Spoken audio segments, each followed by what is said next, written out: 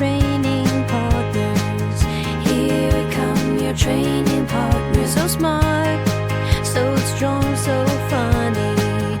Let's go with your training partners. We're ready. Team, welcome to Training Partners, where two fitness professionals bring you strong takes held loosely. I'm Wheezy Shoemaker, joined as always by Justin McClintock, and today we shoot the shit. Let's do it. Let's do it. What grievances do you have to present to the to the gallery? Grievances to the gallery. I don't come with a ton of grievances, honestly. You've had a birthday. I had a birthday recently. I did. Thank you very much. It was a good time. I enjoyed it. Good. I'm Perfectly glad. fine. Good weather. It was good weather, perfectly pleasant. Went to a nice dinner. I'm going to go see a comedian on Saturday. It's going to be a bit of a trip to get there, but it's at a reasonable time, so I'm excited about it. How are you getting there? Public transport. Okay, great. Well, we could drive, but it's honestly the same time. Like, it's about 2 hours and 15 minutes to get there.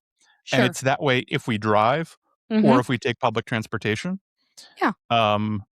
My wife strongly dislikes going places in a car. I don't much like driving places.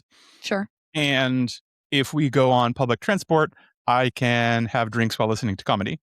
Yes. So also a bonus. But it is That a is little true. bit of like a regional train to a local train, maybe Yeah. to a bus. It Sure. might be a regional train to a subway, but it might not. I need to explore that further tonight. Who is the comedian? Nick Offerman. Oh, that tracks. Perfect. Yeah, it'd be super fun. It's a like a 4 p.m. matinee, which is not always the best crowd, but especially with a 2-hour plus commute is a pretty good time for that to happen. Right. You're and not my getting lovely stuck wife in is rush working the hour. next day. Yeah. I love it. I love it. Certainly home by 8 p.m. ish kind of thing. Yeah. Right. Great. Extremely reasonable. It's funny that you mentioned that because I just booked our hotel for a comedy show that we're seeing in September in Grand Rapids, Michigan. Okay. Who are we going to? We're seeing John Mulaney. Sure. Who is going to be specially joined at this particular evening by Nick Kroll and Mike Birbiglia and what's his name? Weird guy from Portlandia, Fred Armisen. Whoa, heavy hitters. Yes. So John Mulaney is on tour right now. He was just at Red Rocks last night. And for like 5 of the 150 tour stops, he's got his buddies along with him. Yep. So it is a weekend in September. The leaves should be starting to change up north there, and Grand Rapids is like my mother-in-law's house is halfway between our home and Grand Rapids, and she very kindly agreed to watch the small people that we created. So we're going to get a weekend at a fancy hotel and a comedy show. And yes, I did book the hotel that has rooftop pickleball. I did do that. Thank goodness. Yeah. I was between two. And then as one does, like, let's just look through all the photos that there are. Right. Amenities are amenities for a reason. And as soon as I got to rooftop pickleball, I was like, that's it. I'm in. Oh, sold. Can you imagine being the room under that? Maybe you will. Maybe you don't have to imagine. Maybe I don't have to imagine it. Yeah. But I told you about my Mike Birbiglia story experience? It is vaguely ringing a bell. And if you asked me to recount it, I would not be able to do that. I will try and be very brief. So Mike Birbiglia, best known, came up through, he was big on NPR. He would do like longer essays and speaking bits and things like that. Sure. Turned those into one-man shows. Turned one-man shows into Broadway shows. That was sort of the arc of Mike Birbiglia's career. And he shows up on lots of radio shows, stuff like that. Yeah. But he tends to do like a long narrative thing. His first Stories. big one was called Sleepwalk with Me. Huge hit about him and his sleepwalking disorder. Right. I got asked to do all the lighting, to load in and work with the lighting designer of Sleepwalk with me, basically as a favor in New York City. I was paid for it, but I wasn't paid very well. It was Yeah. a very low rent off Broadway theater with some pretty ancient equipment, but it was like, this is going to be a cool thing. It's artsy. I think you're going to like the show. Yeah. If you have time around Broadway stuff, can you come work on it? Absolutely. Let's do it. Yeah. Tons of fun. Ira Glass is producing it. There's just going to be like cool folks around. Right. Great, cool, fun. I was at opening night of Sleepwalk with me. Hilarious. Had a great time. Yeah. Flash forward to me working in North Carolina, and I'm the sound guy for Ira Glass's show. I'm on deck, like helping him with microphones and making sure his iPad can play all the sound effects, because he's kind of doing like his show with sound effects and playing back recordings, but it's him on stage. After the show, we go backstage. I'm taking things apart. Thank you very much, Mr. Glass. I really appreciate it. Someone comes up and says something about Mike Birbiglia. And I say, oh, I worked on Sleepwalk with me. And Ira Glass looks at me, freezes for a second, and says, what the hell are you doing here? Meaning, like, and it was such like a, how the mighty have fallen. You were working on my shows in New York, and now you're schlepping my microphone in Chapel Hill, North Carolina. And I looked at him, I was like, oh, there's just like a really pretty girl. And he went, oh, okay. Okay. But yeah, I love Mike Birbiglia. Yeah, he's one of my favorite. I really, really resonate with like a longer form, like storytelling type style of comedy. So, and we also really love John Mulaney's like Chaos Weasel style, because I also relate to being a Chaos Weasel. So yes, you recognize yourself there. Yeah, game recognized game. That's cool. That sounds like a great lineup. Yeah. So, literally just booked that hotel earlier today. Very excited. Nice. Yeah, I like it. I did my I finished my small group captain's training last night. How did it go? Great. It was supposed to rain. Did it rain? It rained a bit, but not so much as to cancel the event. And honestly, not so much that it made it terribly uncomfortable. Right. Can you like tell us for a while? So I know what you're talking about. But the people listening might be like, the small boat captain. Say again? Like, we need some more information. So can you fill us in on what do you mean by this? I will try and do this. There's an art event that happens in Providence called Waterfire. All one word, Waterfire. It is in its, I think it's in its like 32nd year or something like that. It started as a one-off art installation of lighting these big braziers. So imagine a large torch floating just above the water down the middle of the Providence River, while playing some music and having some performances go on. But basically these fires taking over the Providence River. Sure. It has grown and grown and grown and grown and grown. There's now 100 braziers and tons of community events happening, and local businesses come out. And this happens, there's like 25 to 30 of these a year. It's not a one-off. Sure. And part of that is, predictably, people need to set things up and light the fires and tend to them. That happens on the river. So there's a series of boats and a bunch of people dressed in black, loading up wood, lighting the fires. And then it generally goes from sundown until late, sundown to like 11 p.m., midnight kind of thing. Yeah. And keeping the fires going the whole night. And they have permits. They turn all the street lights off. Like the fires are the only light. Significantly for a lot of it. And I saw a volunteer opportunity. If we're being honest, my wife saw the volunteer opportunity and said, you should go do this. Go hear what they have to say at least. Go to the little volunteer meeting. Right. And it was a very standard volunteer meeting. And while we were there, they had a bunch of experienced people who'd done it for years. And one of them looked at me and said, you seem like you would be a good captain. And I said, I don't know what that means. And they said, that's okay. You're going to figure it out. And they do captain's training. Someone is piloting these boats. And on the night, there's a lot going on. The boats move relatively slowly, but there's boats full of literally tons of wood and a bunch of crew members. There's also boats piloting kind of VIPs, like you donate a certain amount of money and you get one ride per season or a couple rides per season while the fires are happening. So Mhm. like smaller boat, and you get taken up and down the river. There's Mm, gondolas, there's kayaks, there's police boats, there's access boats. There's a lot going on. It's not that big of a river. yeah, So, and there's a lot of fire. So it's actually a lot of responsibility and a little bit of a finicky job.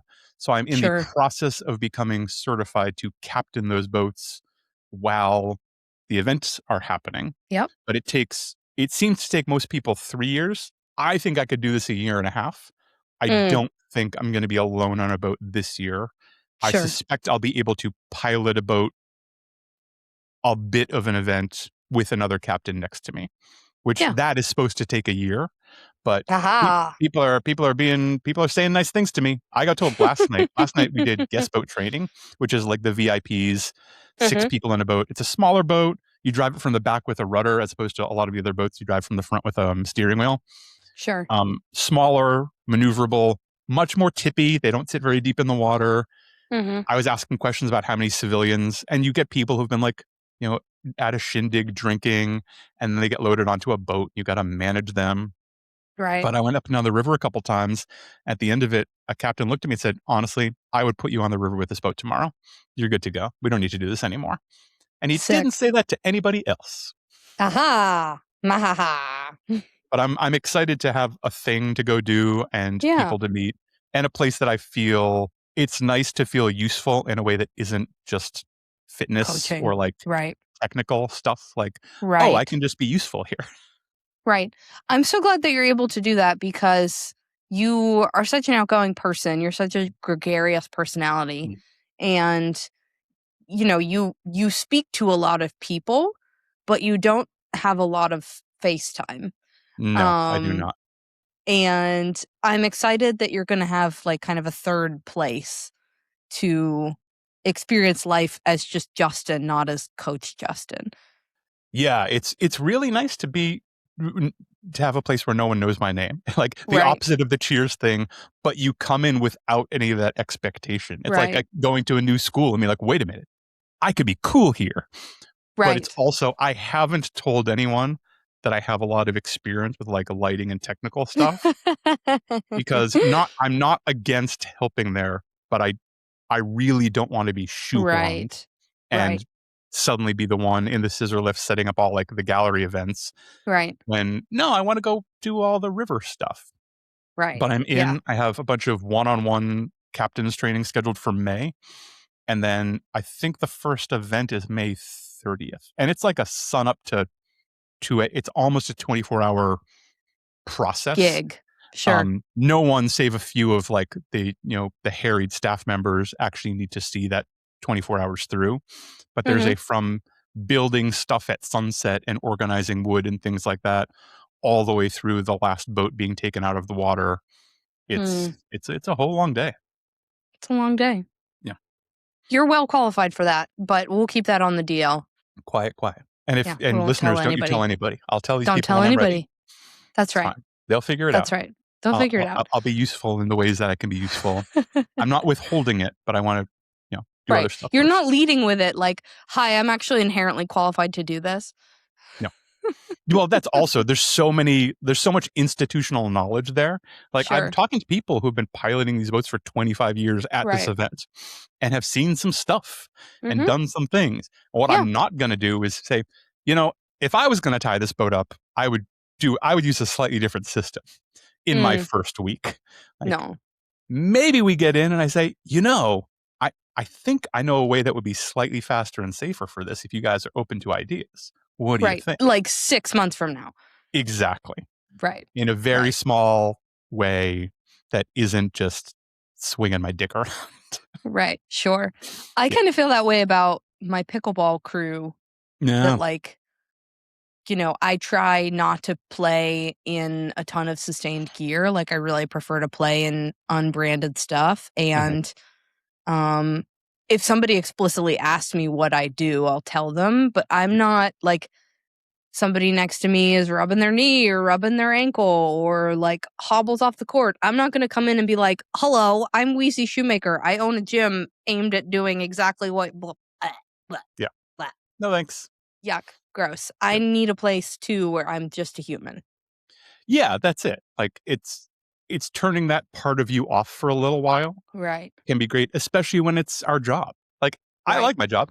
You seem Yeah. to like your job. It's I pretty do. cool, but there's lots of times when I want to be something else and Mm-hmm. recognized as having other abilities. Right.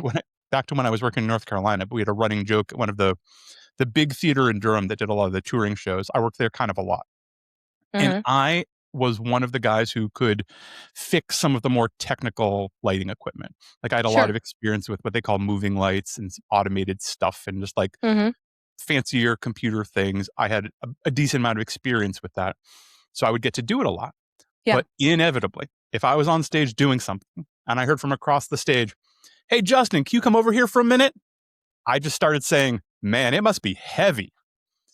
I would walk over and like, "Yeah, we can't move this thing." Okay. And I would move it. And I started to just tag me like, I'm smart too. Right. I'm happy to do this stuff. I'm but not just smart the too. muscle. I'm also smart. I'm happy to do these things. I'm not the Kronk to your Yzma. Exactly. Like, I am not a hammer. Like, come on. I'm not the strong, lovable oaf. I also know how to do things. "Hey, Justin, we could really use you at this thing tomorrow." "Oh, it sounds fucking awful. How heavy is it?" Yeah. "Oh, No there's a lot of thanks. stuff." Like, "Oh, cool. Cool, Yeah. cool, cool." When this is like dramatically changing gears, but this reminds me of my husband Ted, who loves helping people move. Oh, sure. And I think he really, we used to have a truck and we sold it a while ago before you and I became acquainted. And we have a plan to get a truck again in about a year. And I think he probably is really looking forward to being able to be like, "Yeah, I can I lend a hand? I'd love to help you with that." The guy with the truck was always, Guy with the "Hey, what are you truck. doing this weekend?" "What do you need moved?" What do you need? He genuinely loves that. It's fun. I worked for a moving company in college. I did that like for a living for a little while, and it was actually yeah. I had a good time. That tracks. It's movement. It's like not necessarily mindless, but like one objective. Objective is get all things safely into truck. Yeah, Figure it out. was. And it was I really liked the company I worked for. The guy who owned it, ran it, was very hands-on, had very high standards for cleanliness and propriety and politeness and communication, like really, really service forward on that kind of stuff. And also incredible efficiency. Like, I remember we would move this was in Western Massachusetts. There were a lot of these like giant houses we were moving people out of to other slightly giganticer houses. And it's all about how few trips can you do this in.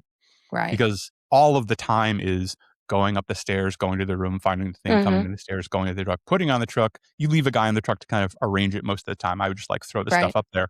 But if you can do it in one trip instead of two, we're actually saving a ton of time over the whatever 2 to 5 hours it takes to get someone out of the house.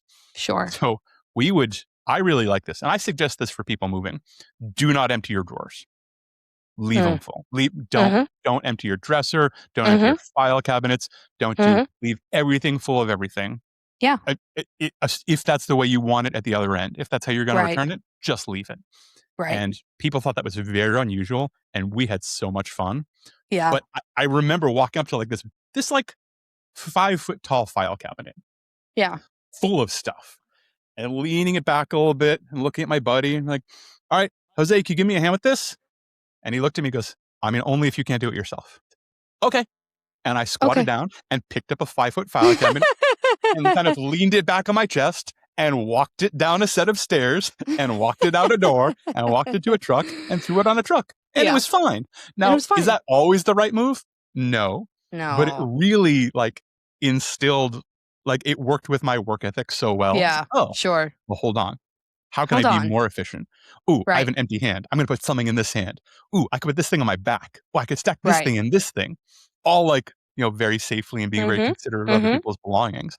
But and I would like get home. I had worked so hard and most of my friends were out of town. So I would get home drink a glass of water, go to the gym, go like have some pasta and salad and fall asleep. Yeah. And then September, I had several friends come back in town. And the first time we met, they went, Jesus, Justin, what have you been doing? I worked for a moving company all summer. Christ, look at you. I was like, oh, thanks, guys. I appreciate Oh, that. thanks. Yeah. Cool. I got really strong. Yeah. That's like imagine like working on a farm for a summer. Yeah. It was just like You lift heavy can- stuff all day long. Yeah. And it All the was time. especially, we generally got tipped. And so it was also motivating for that. Like, Right. if you can do it fast, do it well, do it efficiently, make it really clear that you're being very careful with these people's things, Mhm. but also not taking all day because they're paying by the hour, you could Right. make like $40 to $100 additional in a day, Right. and we're talking, $1954. So this like really went a long way. $1954. Come on, you're not that old. No, this was, I think I worked for the company in 2000. I think it was literally the year 2000. The year 2000. Wow. Yeah. Wow. It happened. How old was I then? I was 9. Gas was 98 cents. That's real. Oh. Mhm. Oh my. Oh my. What else is going on in your world? How's your shoulder doing? Shoulder is okay. I had a little bit of pain for the first time during captain's training last night. I was doing an awkward bring this person away from the captain position and I'm going to walk back. We're on the water, so we're kind of Sure. balancing. And I reached back fast to hold on to something and had like a small flash of pain, which was remarkable because I hadn't really felt any shoulder pain in weeks. Yeah. Like, it has been zero. And I've been like moving weight and hanging from bars and being a real pill to my coach. Like, this should Yeah. have progressed by now, and it doesn't seem like it's progressing, so I'm doing something else. Let me know Yeah, if there's that doesn't sound like you at all. Well, That sounds and out of character. in fairness, we had a little chat back and forth, and the coach put a bunch of new stuff in, and Yeah. it was very successful. I'm like, yep, Great. I knew it was time to do something. I'm trying Well- not to be a dick, but That's also why coaching is not a passive relationship. Yeah. Or it shouldn't be, right? Like, because how somebody else might respond to the programming that you were getting Yeah. might have needed longer to marinate at the things that your coach was writing for you. Mhm. But your job as the client is to communicate fully and completely with your coach, right? Like, if you don't tell them, they don't know. We talk about this with both of our clients when they're onboarding. Hey, my only objective here is to support you getting where you want to go. I Yeah. can't do that if something happens and you don't tell me about it, whether it's positive or negative. Right? Like, this is not I am giving you information and you are completing it and checking the box. Right. This is like an evolving communicative process because you might progress faster or slower than I think you might. well, and especially coming back from like this kind of injury / condition, Right. it's normal for things to move at different speeds and fits and starts. Totally. As opposed to just like, I want my squat to be stronger. Great. There's a bunch of different ways to do that, but it's probably going to move at this kind of a pace most of Right. the time Sure. because we're building muscle and capacity and resilience. Mhm. Part of what we're doing with the shoulder is unjamming it from Mhm. being in a dry, adhered, inflamed socket. So Mhm. for a long time, it wasn't getting much movement. Suddenly we've got a bunch of movement. Mhm. And I was very open. Like, my instinct is to capitalize on this immediately.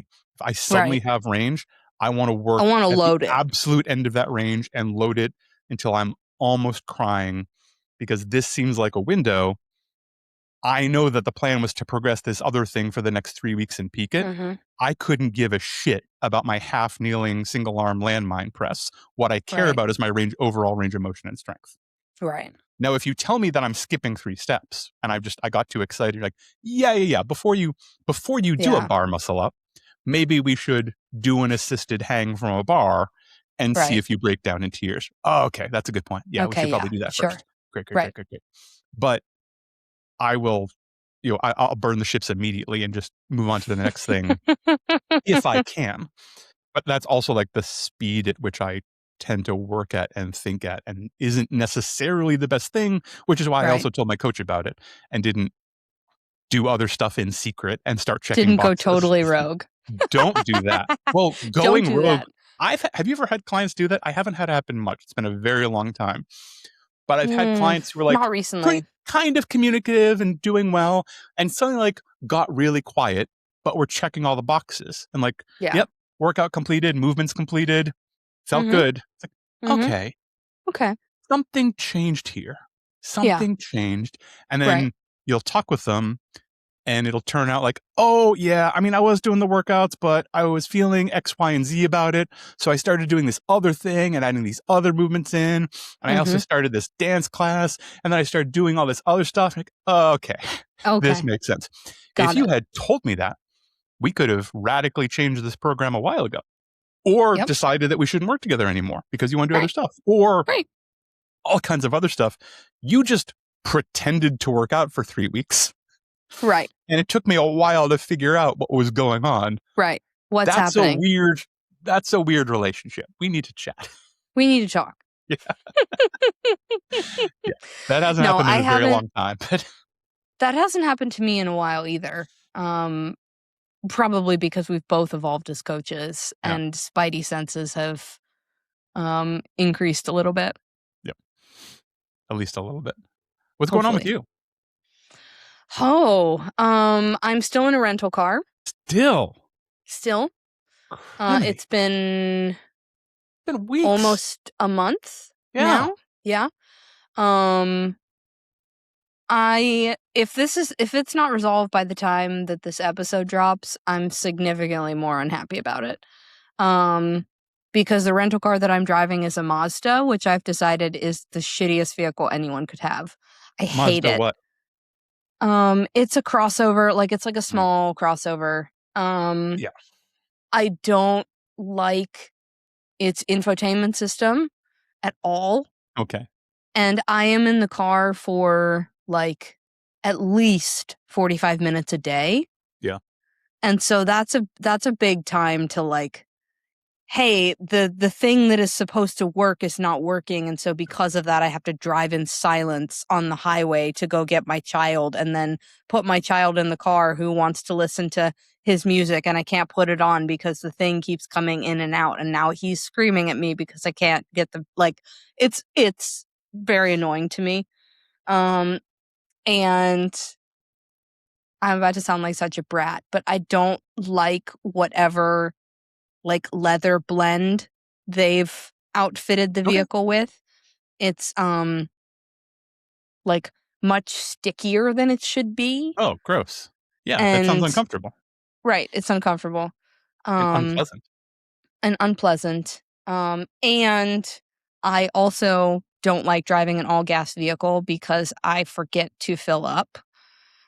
And I actually did this literally this week where I pulled it into the garage with 6 miles remaining in the tank. And I said, hey, Ted, can you drive this tomorrow? And he did. I mean, that's not the car's fault. Like that's but if it's a plug-in hybrid, which is what the Volvo is, it doesn't matter. I get 35 miles of range, even if my gas tank is at 5. Right. I've not really heard that as a reason for driving a hybrid before.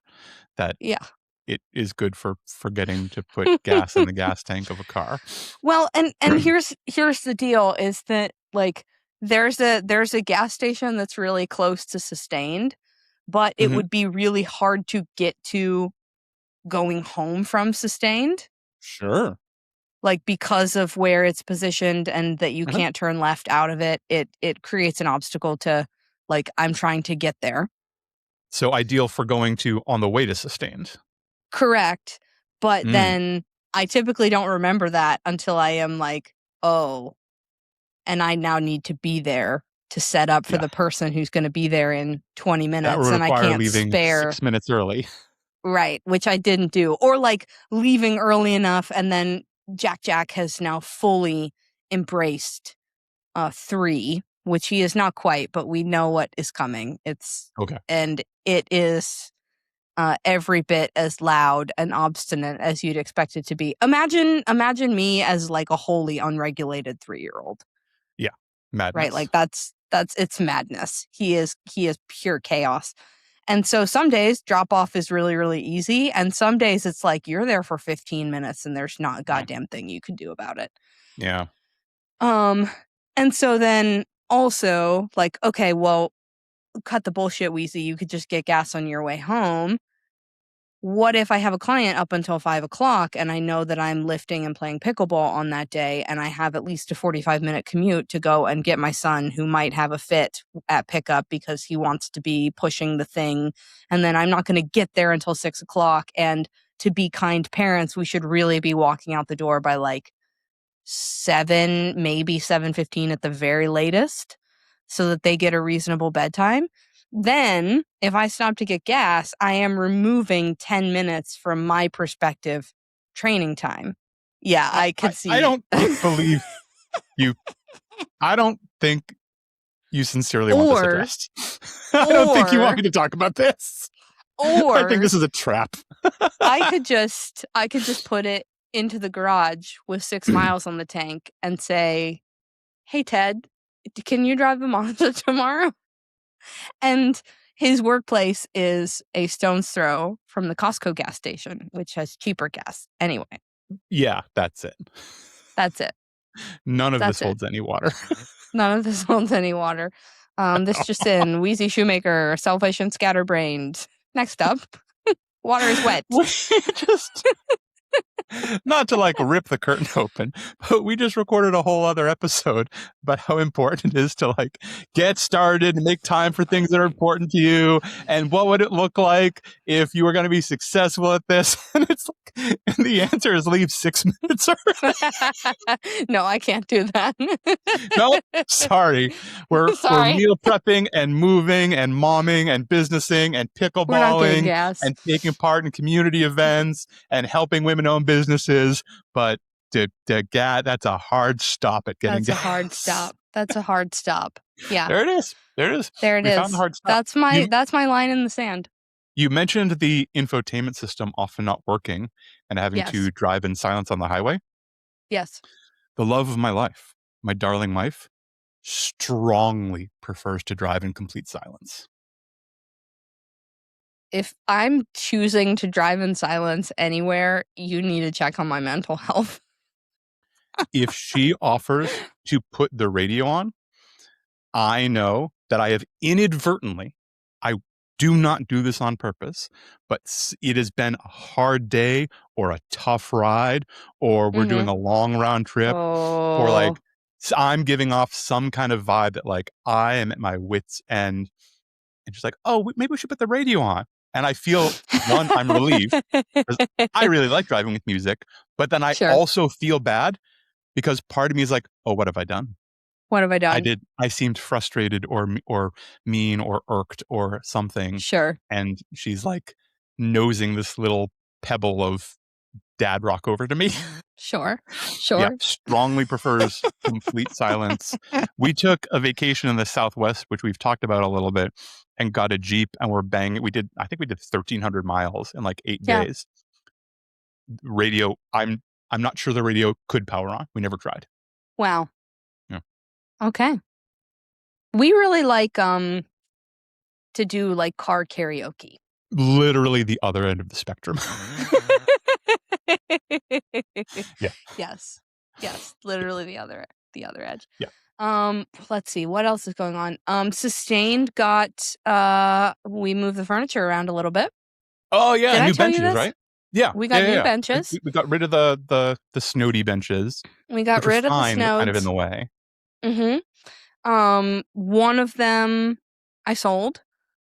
Which reminds me that I need to check in with that guy on Marketplace to see when he's coming to get it.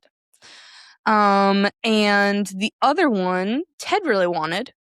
And so, Allie, our accountant, if you're listening to this, no, he didn't. Because the business paid for it, and now Got it. it is not. It is now somewhere else. It is somewhere else. But so, because Ted had been, we have at home a very peculiar house. It is a 4-bed, 2-bath, and it's a split level. And there's one bed with a bathroom downstairs with it's below grade. Like the ceilings are quite low. Sure. There's one point in the room that Ted has to actually duck under because he is larger than the house. It screams out as being Walt's room in 7 years. Right, sure. And then upstairs, 2 smallish bedrooms, one of which is Ted's office, and the other one, which is a little bigger, the boys share, and they have a bunk bed, which they don't use. They sleep often huddled in a mass in the corner on the ground. It's like they create truly like a nest, and they choose this, and I don't understand it, but they like it. Yeah, sure. Sure, great. You have beds. You're choosing floor. Yeah. Great. Okay. And then obviously living, dining, kitchen space. And then on the other side of the house, the biggest non-living space in the house, call it a bedroom, but it doesn't have a bath attached. Okay. And that room, up until very recently, we have not really known what to do with, because it can't be a guest room because it doesn't have a bathroom attached. I'm not going to ask a guest potentially to walk across the house, but it can't be. It was at one point our primary bedroom, but we were running into the same thing, right? Okay, well, now we're sharing a bathroom with the boys and they're nasty, and this is not working. And so our primary is now the room in the basement. Got it. But this room has been what do we do with this? Right.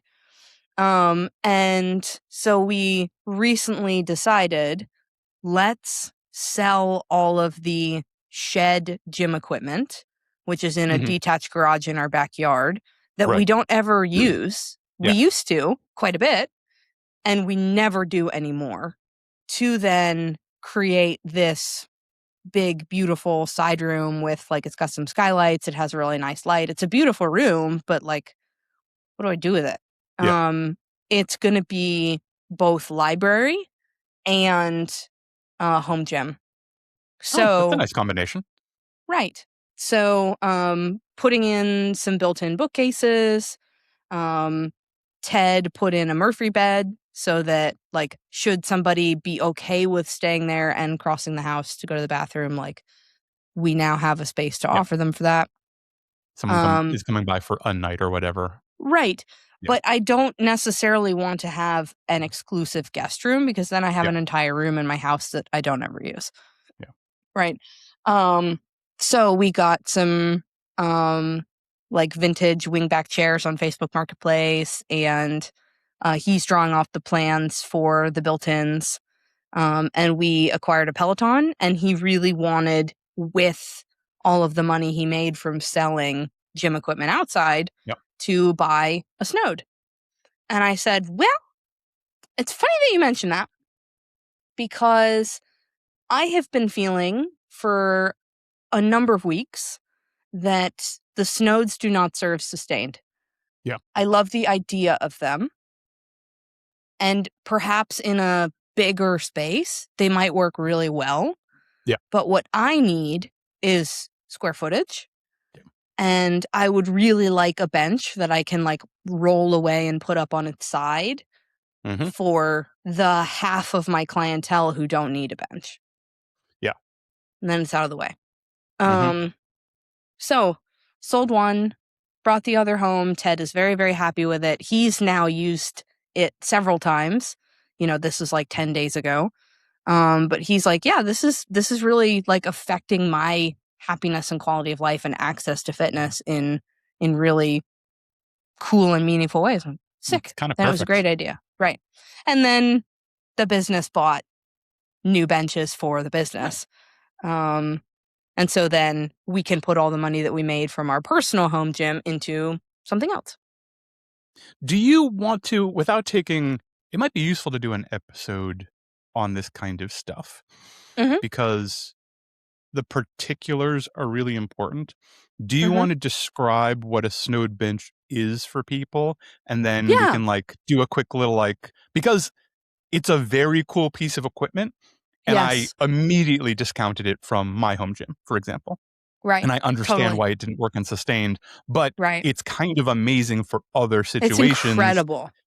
in that way. Like the more you know about things and equipment and optimizing things, it becomes Yeah. obvious what fits and what doesn't, which also Right. goes in with like one of our broader thesis of like, just get Mhm. started. We're probably going to have to make Right. adjustments on the way anyway. So Well, take your right. best shot and move on. But maybe describe like Right. what the snowed is so people can get it. Yeah, totally. So rather than a standard bench that has wheels and can either be like maybe hung on the wall or propped up on its side, imagine like if a bench was just a big rectangle with some storage underneath it that housed adjustable dumbbells, Yeah. right? So It it's a pretty also heavy like it's very box. heavy, Yeah. right? The bench itself, I want to say, is like around 100 pounds. Yeah. The seat and the seat back both incline, and so we can do a lot of things with it. And it also has arms that come out where you have a banded cable system, right? It's not a pound adjustment. It's like band resistance, and so it has the potential to break down and need replaced as tension affects its efficacy, right? That's a part of it. But if you're using it as like a sole user, if it's a home gym setup, you then have the ability to do things like cable crossover and like a seated fly. And it also comes with a foot strap. And so you could put maybe the handle low and you could do like some kickback stuff. And the dumbbells adjust all the way up to 80. And if you buy like in increments of 10, so 10, 20, and so on up to 80. And then they also sell 1.25 pound magnets that you can put on the end because the dumbbell plates are metal. And so effectively, like you can go up in 1.25 pound increments all the way up to 80 pounds.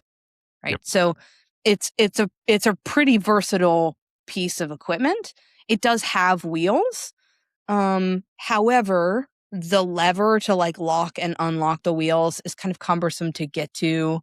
And so at home, what we're going to do once the room is mostly finished is build like a seating chest that opens that we can just roll it into. And so if there are guests, then we can just like put this in, and then that's a place where they could put their luggage because there's not really any other furniture in the room. But we will be doing that so rarely as to not be annoying. Yeah, the intent is to leave it where it is most of the time. Right. It's not a piece of equipment if you're like, I'm going to be moving this around and I'm going to be like putting a band system up on a rig or a mounting apparatus and like doing stuff using my incline bench with it. Whereas the thing that I replaced it with is the incline bench from Rogue, which I'm very fortunate to have 8 minutes from my house. I literally placed the order on Friday afternoon and it was ready Saturday morning to pick up. Like, how fucking cool is that? And I don't have to pay the $170 to ship it. But it is a longer bench. It's a narrower bench. And most importantly, you can prop it up on its side so that it can store vertically and take up like a foot by a foot. Whereas the snowed is like 2 feet by almost 4 feet. Like it's massive, and sustained is not huge. And particularly like we were running into issues because the small group class is at capacity now, which is 4 people.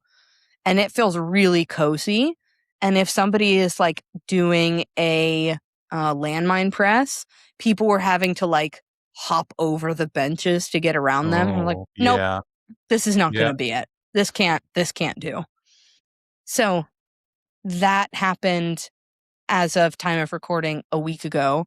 And today was the small group's first time with like the living room moved around a little bit. Yeah. And it was interesting to see everybody's reactions because people walked in and were like, something is different. Something's different. Yeah. Something's I don't know changed. quite what, but it's definitely different. Right. Also, as always, a huge shout out to Ted, who had to unfortunately move the rack of dumbbells at least one more time than he had planned on because of where it landed and then getting it all set up and me being like, that's not it. It's going to have to. He was like, let me see if I can scooch it with. No, I can't. You're not. Those are heavy. They're heavy. Heavy by design. Right. That's kind of like the whole thing. When I'm thinking about equipment, any equipment, honestly, I used to have arguments with the gym owner about this. Like, its versatility, its weight, and its size are all big, big questions because those radically affect one, like how easy / likely is it to use, and how is it going to affect everything else? Right. It's all well and good to have this combination bench, reverse hyper, GHD, blah, blah, blah, that does all these things. But if it's 150 pounds and gigantic, it's basically like this weight in the middle of a space. Yeah. If you've got the space for it, that's cool. Right. But if I know that some of the time I want to use this space for running or jumping or doing other things, right, I want it to not be there. It doesn't matter how cool it is. If it's giant and heavy and I can't get it out of the way, it's kind of a non-starter. Right. Yeah. Yeah. I mean, other than like, my big squat rack cable system is the centerpiece of my gym. And I was really particular with the thing I got and the size of it and the profile, because I'm never moving that thing. That's staying there. Someone's going to buy the house with a cable system. Congratulations. I don't know. We'll add 10 grand or subtract 10 grand or however you're feeling about it, but I'm not moving it. Sure. Yeah.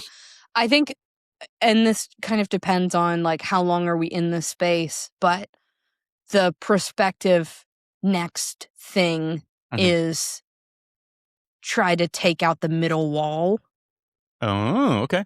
But I don't feel frustrated enough or limited enough by it.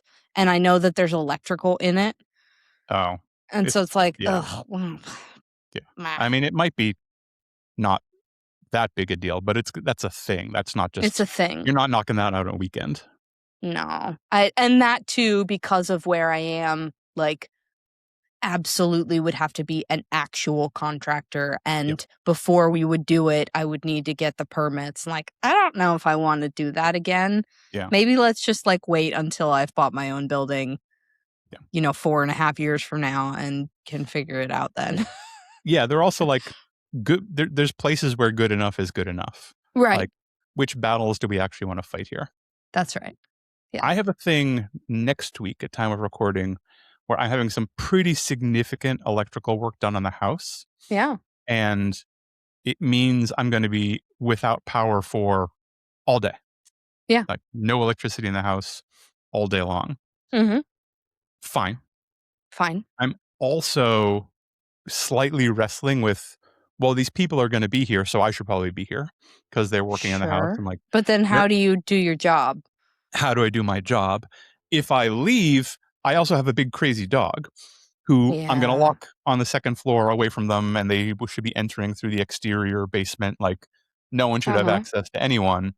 But if something weird happens or so, like, what do I do? What do I do? So I think my plan is going to be to wake up early and do check-ins and check client messages and stuff like that, because they're coming at something fairly civilized, like 9 a.m. or something. Right. And so get a few and you're hours. Up at like 5 and change. Yeah, at like 5, pretty much every day. So get some of that done, and then set myself up to probably not be working on the internet, which is where a lot of my work happens. Yeah. That's fine. It just takes some planning ahead. It's slightly compounded by the fact that I also have a coaching conference I'm going to in like 2 weeks at this point. Yeah. Is that Real Coaches Summit? Yeah, Real Coaches Yeah. Summit is happening in Vegas at a slightly different venue, but same Mhm. idea. A bunch of new speakers. It sounds pretty cool across the board. Yeah. There's now a WhatsApp group with everyone who's going, or a lot of people who are going, both.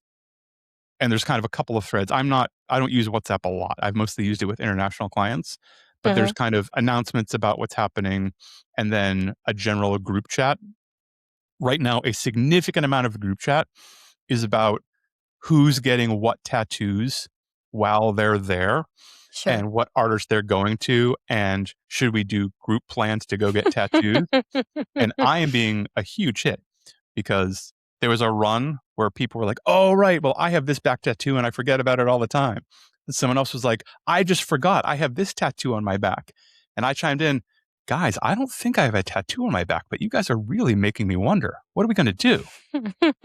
Huge hit. So many Huge laughs hit. in the group. So many laughs. I am now accepted. Sure.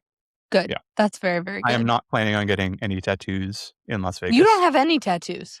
I don't have any tattoos. Some people find that very surprising. You're one of the only people I know who doesn't have any. Well, actually, Fascinating. that's not true. 100% of Ted's immediate family does it. Oh, okay. Yeah. There is no chance that any of them will listen to this. And also, I remember maybe 4 or 5 tattoos ago, his mom asked me, that's it, right? You're done, right? Like, You're yes, done, right? This was maybe. Maybe. Oh. I don't know. Rebecca It's tough and to I say. have occasionally, she's brought it up, not a lot, but a couple of times over the years. Yeah. Like, maybe we should get matching tattoos. We talked about, we don't, neither of us wears a wedding ring. We talked about getting like tattoo rings kind of thing. And I've always been like, yeah, let's do it. I'm in. I'm totally down. If that sounds, If you'd like that. what a cool reason to do that thing. I would absolutely do that thing. I'm not against it. I've just sort of never, it just kind of hasn't happened. Yeah. And it's not something I spend a lot of time thinking about. I'm also such not a dilettante. I mean, I am a dilettante, but that's not the word I'm going for. What? Like, so many of the things that were important to me 10 years ago aren't important to me now. Oh, sure. You know what I mean? Like, yeah. My interests, like, if you change, I would have just been like covered in theater tattoos at 18 if I'd gotten started. Right. And now it would be like, yeah, it was a whole thing. It was all like, it's like 3 careers ago. Right. Yeah. Well, my very favorite tattoo, which is my yellow finch with the magnolia, is a cover-up tattoo for a cross. So. Oh, I did not know that. Yeah. So that is also possible, right? Like if you were to evolve and grow on from a tattoo interest that you had at one point, you could just get bigger tattoos on top of them. Yeah. Just more and more and more. Just more and more and more and more and more. Yeah. No, I think tattoos are cool. I have lots of friends who look fantastic with them. I'm not even against getting one for me. My mom would be mortified. Sure. Despite having a tattoo herself, lady. Yeah. It's a very small, like... Well, but you're her perfect boy, and you're perfect as she made you. My brother has... I'm pausing because she may well listen to this. My brother has at least one tattoo that she knows about. I'm going to leave it there. Excellent. And like, yeah, great, whatever. Great. But yes, I'm not planning on getting a tattoo in Vegas. So if I get one, things got way rowdier than I'm planning on for a fitness coaching conference kind of thing. It is like the warnings and like stuff that we're getting about like, hey guys, be careful of this, are none of the like, watch out for women of the night and be careful with your money here and don't go to parts of town at 4:30 in the morning that are dangerous. It's all, remember guys, like, we are providing food, but this is a fitness conference. Please don't take 6 servings of protein your first time up there. Make sure everyone gets some food. And like, hey, we just got special access to the gym 24/7. Some of you were worried because we only had access 5 a.m. to 10 p.m. Good news. We now have access all of the other hours too, because a bunch of you were really worked up about not having access before 5 a.m. when events start at like 8:30. Right. Okay, guys. Okay. And then there's another group who are like, we are getting dressed up and going out, right? And I'm sort of like, I have a hard time with things like this, especially professionally, Mhm. because I want to do all the professional networking, and I like a bunch of there's a bunch of cool coaches who are going to be there Yeah. who I genuinely enjoy.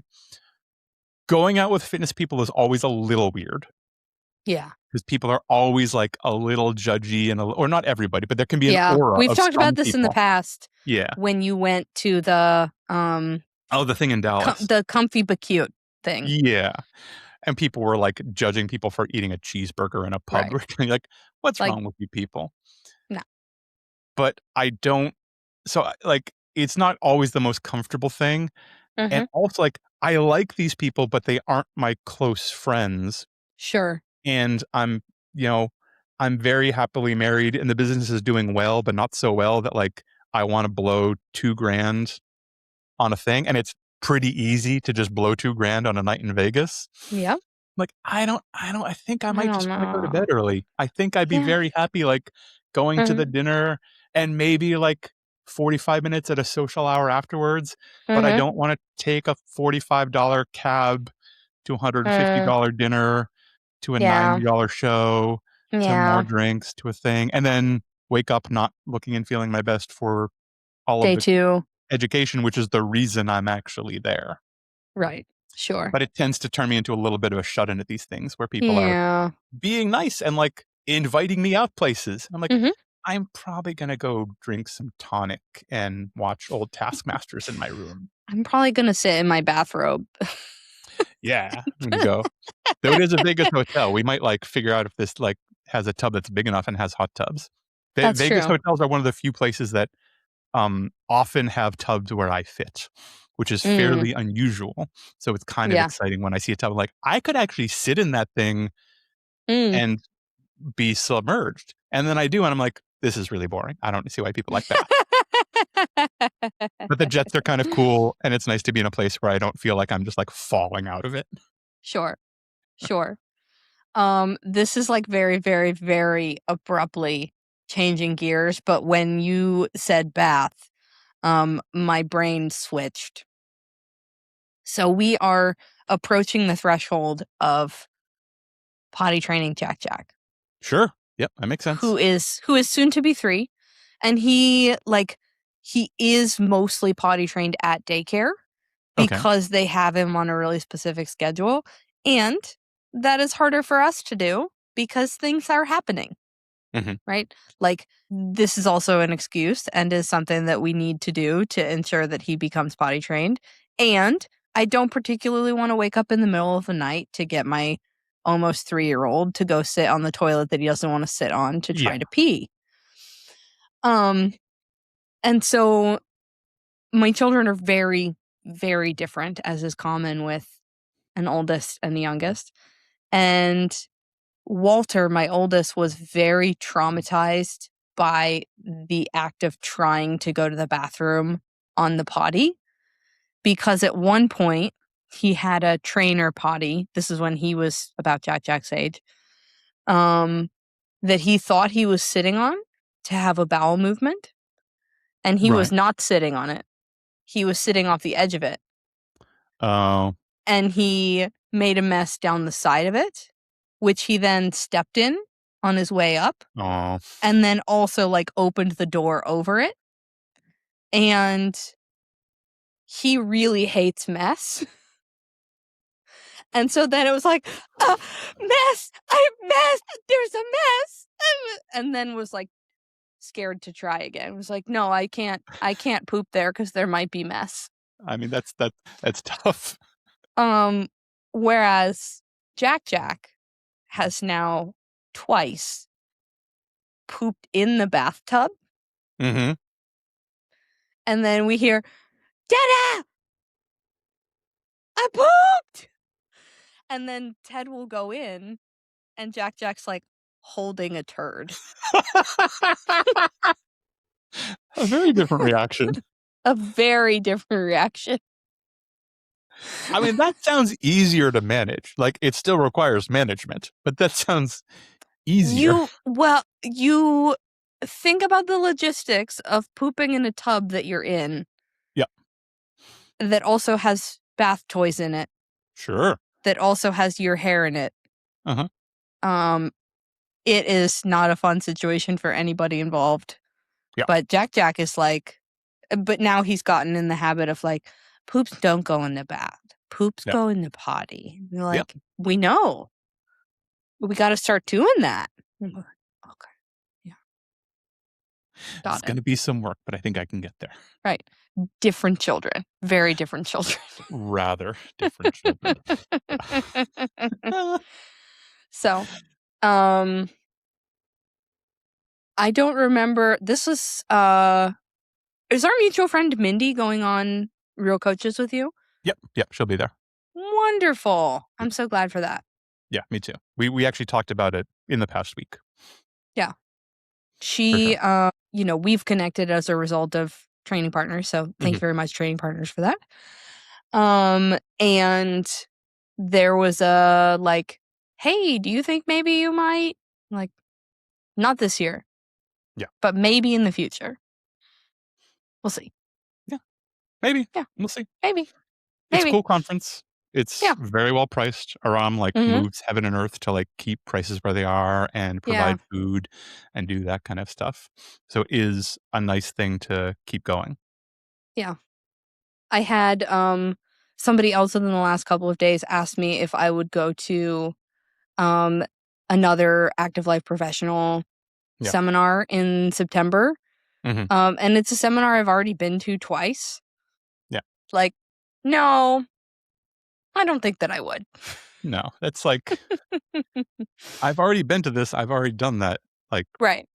And the content is mostly the same. And by the way, like, I'm kind of killing it and it seems like it's working. So I don't know. Right. Like, that was always, that was my, because people have asked me if I'm going to go. I was like, I don't think so. They're just like, this is still what's being covered, right? These things. Right. Like, yeah. I was like, yeah, I feel really solid with that stuff. I'm sure the presentation is great. I guarantee I would learn some new things. I would probably have a tidbit or two that I would add in, but that balanced against the time and expense, etc., and a bunch of the other stuff feeling like review to some degree or another. I'm like, no, I don't. No. Nah. And it's not even like it's in Long Island. No. Right. If it was in like Manhattan and I could like see a bunch of friends, but seriously, I'd be like, oh, well, like I can make time and like see a bunch of like dear friends. Yeah. Like Long Island, it's an hour away. It's just an hour. You don't like the Long Island Railroad? It's fine. The LIRR has its charm, but it's fine. It's a radically different place. Totally. We had our first I don't know why this made me think of it. Our first real thunderstorm of the season last night. Yeah. How's Baloo? Not great. Yeah, not good. Not great. He has calmed down a lot over the past year. We've been here a year and he hated the moving process. Got him super worked up, incredibly anxious, very reactive. Sure. He has calmed way down. It's much better. Like dogs will bark at him in the street and he'll just look and be like, Did you hear that guy barking at me? That's I wonder what his weird. problem is. If that happens too much, if it's like a dog barks and a bike goes by and a kid screams at him and then another dog barks, he'll start getting worked up. But he has to like stack those triggers kind of thing. Yeah. Last night, I don't even remember, 2 a.m. or something. Curiously, I hear my wife is out of bed. That's weird. She shouldn't be getting out of bed. And I realize she's letting the dog in the room. Oh, I guess the dog, he's been sleeping upstairs on his own very happily for a while. If he came downstairs, like doesn't have to be around us all the time, has calmed way down. Yeah. I left him upstairs when I went to make coffee and went to bed. Totally normal. Came down making noise outside the bedroom, let him in. As he comes in, I open my eyes and I see the lightning flash. I'm like, oh no, here we go. And he's just the only thing that will calm him down. He gets very worked up, very worried, and like crying and whining and wants to go hide somewhere. Like bumping his face into stuff. Yeah, wants us to come with him. It's not just that he wants to go hide somewhere. Like we all have to go hide in a closet together. Like, I don't want to do that, buddy. I don't want to do that. This is the only instance where we allow a dog on the bed. A hard rule. No pets on the bed. Sure. Except traumatic fireworks / thunderstorms. Sure. Baloo's getting a little old. Baloo's at Yeah. least 9 or 10 years old. Right. And my bed's kind of high. Mm-hmm. And so he sat staring up at the bed, kind of getting himself ready, but also crying for 15 minutes. Yeah. And also wouldn't let me help him. Right. I was like, I can lift this dog onto the bed. Whoop.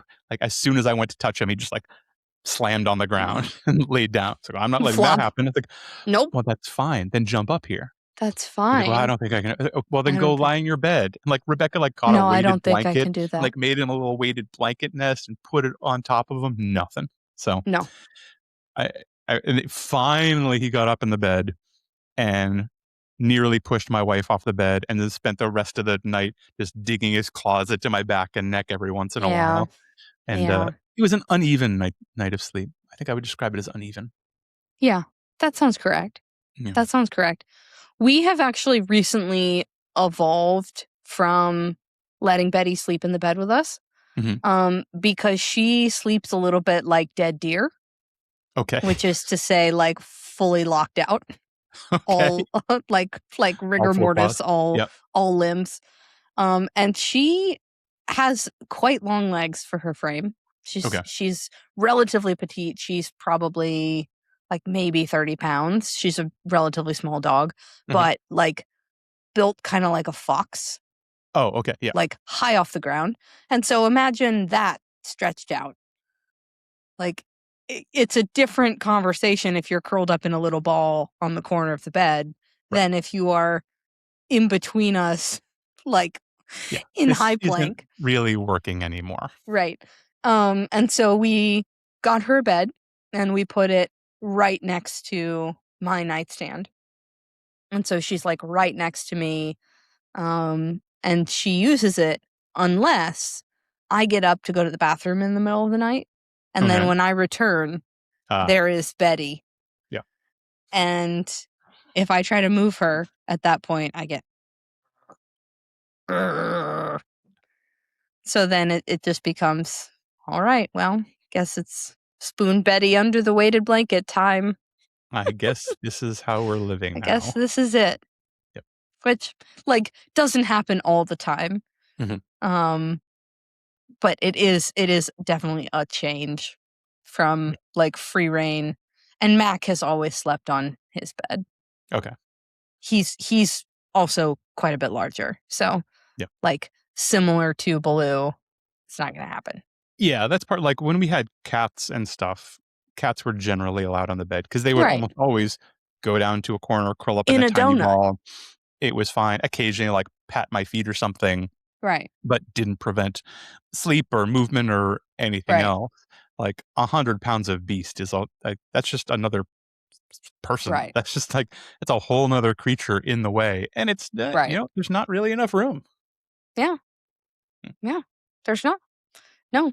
At some point, I did mention to Ted that when we are empty nesters, I think it would be really cool to like have a room that is like the full width of the room is bed, and animals can then sleep on that.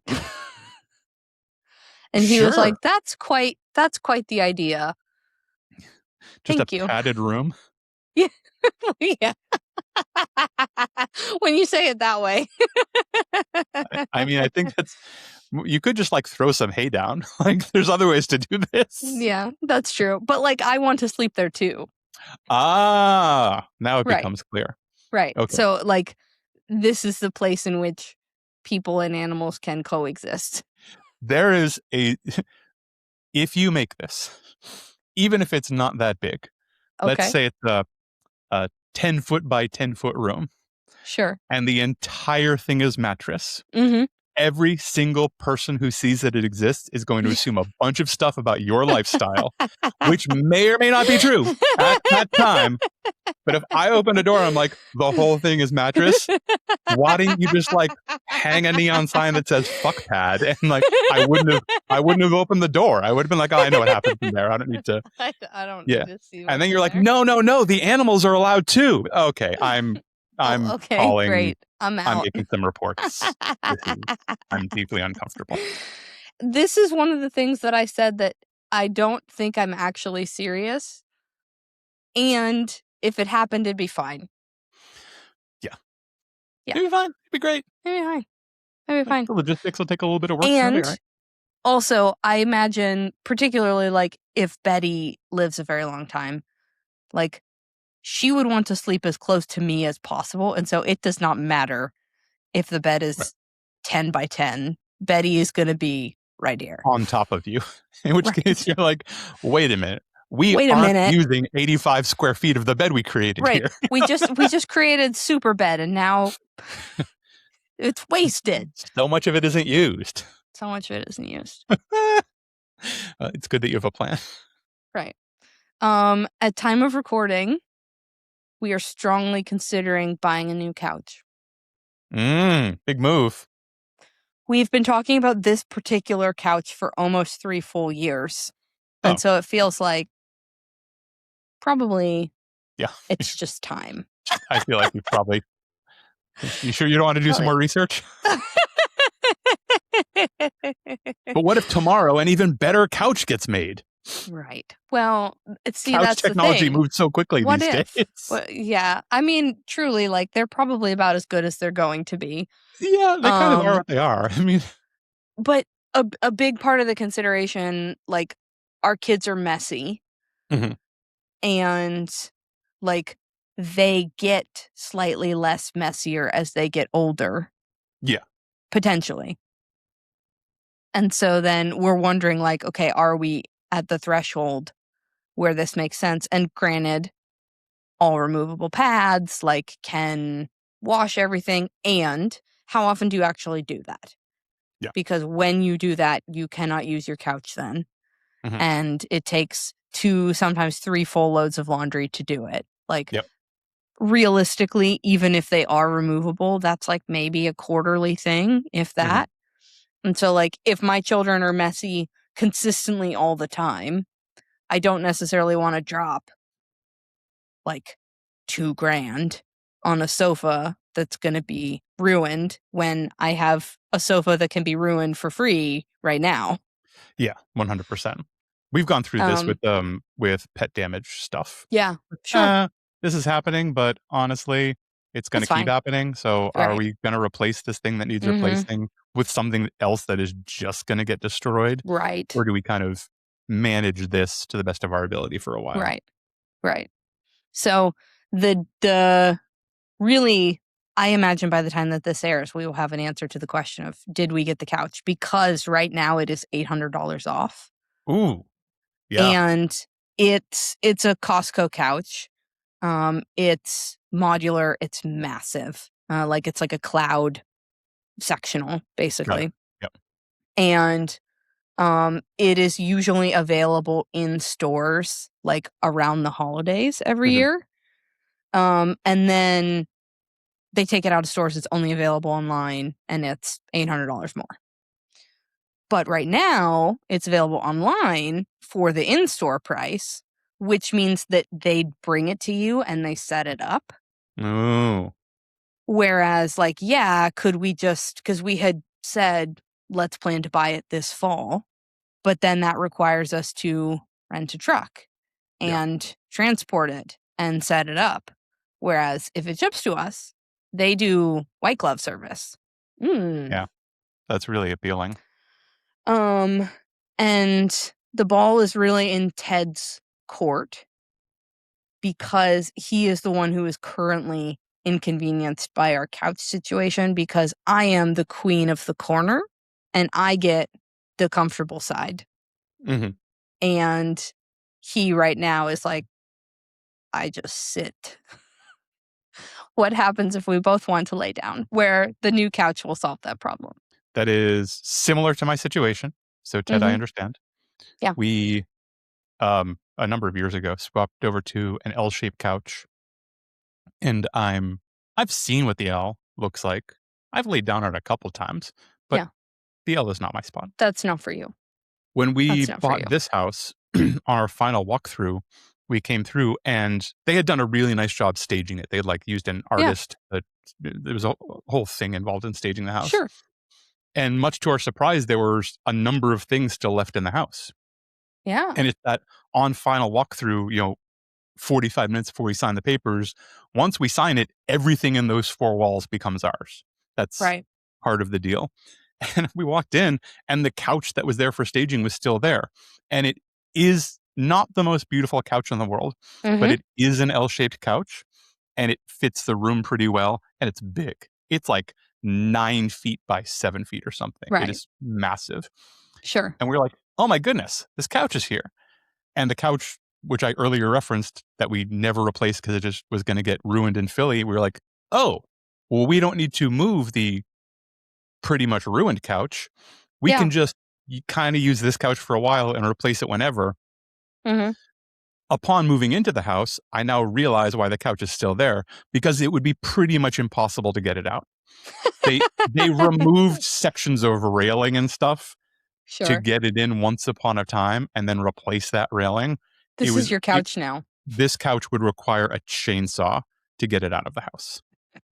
And that's probably what will happen, but it's not such a bummer or an inconvenience. It is not in the top 20 of our list. So, 3 years from now, when we're recording our 400th episode or something, you'll be like, how's that couch? You're like, yeah, it's still a couch. It's big and it's gray. What are you going to do? Yeah, it's fine. Yeah, all right, it's fine.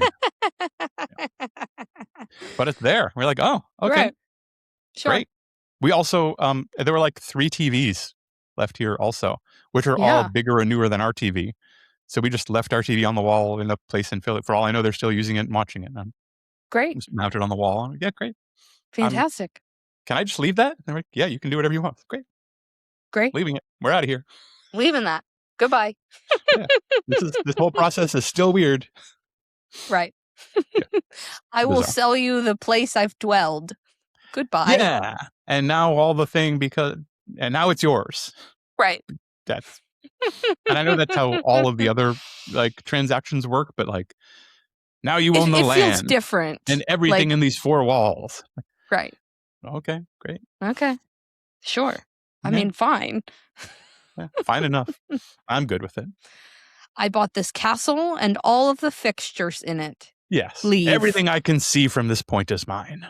Preposterous. I feel like that's maybe enough shooting of the shit. I feel like the shit has been shot. I agree. So when you listen to this, ask us about our respective couch situations. Justin's is not going to be changed. I would be very surprised if my situation has changed. But maybe mine has, because the sale expires likely before this episode goes live. So. Ooh. Your move, Ted. If he hasn't moved by this point, he does listen. He's going to feel really bad. Yeah. Well, either he's got a big smile because he made a move, or serves you right. Yeah. We'll just have maybe a reason to buy a truck in the fall, if that makes sense. Oh, yes. We didn't save $800 on a couch. Let's purchase a truck. That makes the most sense. So that we save $100 on renting a truck. Yes. Brilliant. That sounds like exactly the type of thing I would wordsmith my way into doing. It sounds like the kind of thing you just proposed. Hopefully we just get the couch and we don't have to have that conversation. Seems easier. Yeah. Team, this has been Training Partners. I'm Weezy Shoemaker. That's Justin McClintock. Thank you for joining our ramblings. We'll see you next time. Later, gang. It's time for the Training Partners. Here come your training partners. So smart, so strong, so funny. Let's go with your training partners. We're ready to laugh and learn with our new best friend so bright. It's time for the training partners. Here come your training partners. So smart, so strong, so funny. Let's go with your training partners. We're ready to shine.